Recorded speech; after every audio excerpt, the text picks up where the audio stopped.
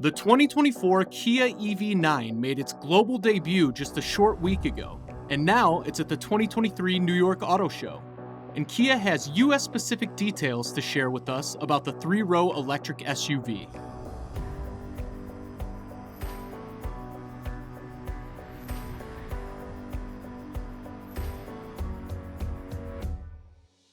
Power figures in the US differ slightly from what Kia stated during the global launch. Instead of the top-shelf dual-motor version starting with a base of 380 horsepower and 443 pound-feet of torque, the US version will output a combined 379 horsepower and 516 pound-feet of torque. Kia said the higher output version that we get will be available as an after-sales purchase or subscription for global markets. This dual-motor version is paired with a 99.8 kilowatt-hour battery pack. Kia says it's targeting a 5-second 0 to 60 time and up to 5,000 pounds of towing capacity with this model. It also features torque vectoring to make it more fun to drive.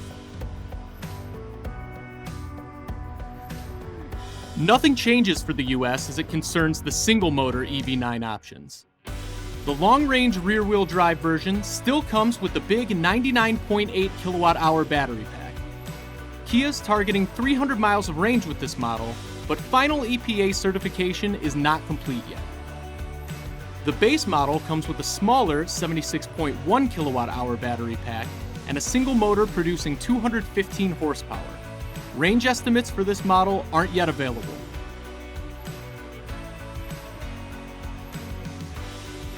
Specs for charging the EV9 were also spelled out today.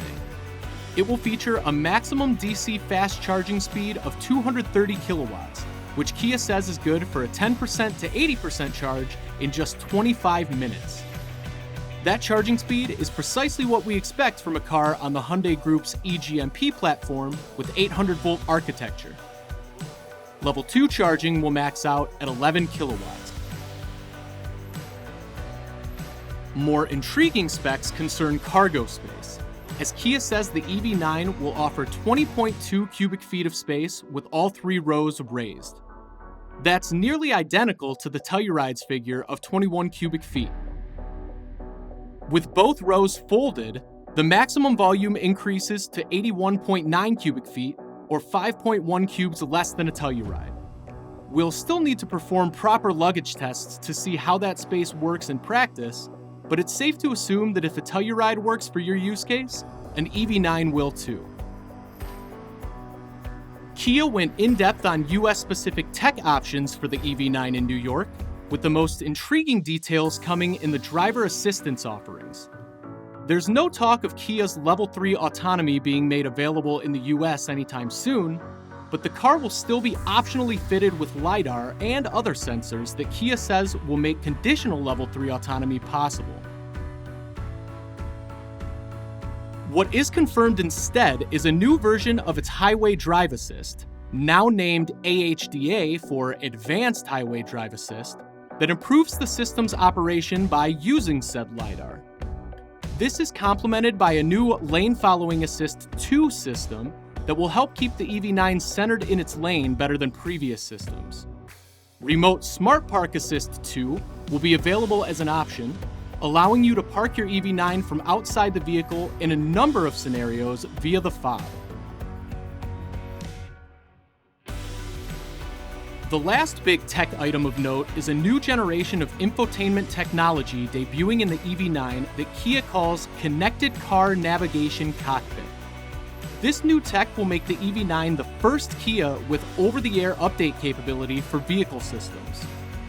Most importantly of all, though, it will also house Kia's first navigation system with EV route charging guidance. Up until now, the lack of a native route planner integrated with the car's systems has been one of the biggest omissions from otherwise stellar Kia EVs like the EV6 and Niro EV. We can't wait to get our hands on the route planner and test it in the real world.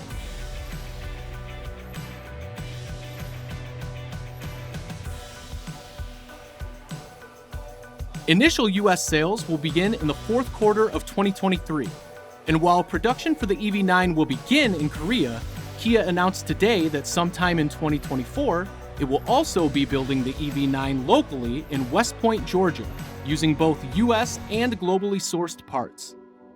We'll need to wait and see what the ever-fluid EV tax credit rules are by then, but the EV9 could potentially be eligible for a federal tax credit if Kia meets all of the government's criteria in 2024. Learn more about the 2024 Kia EV9 at autoblog.com.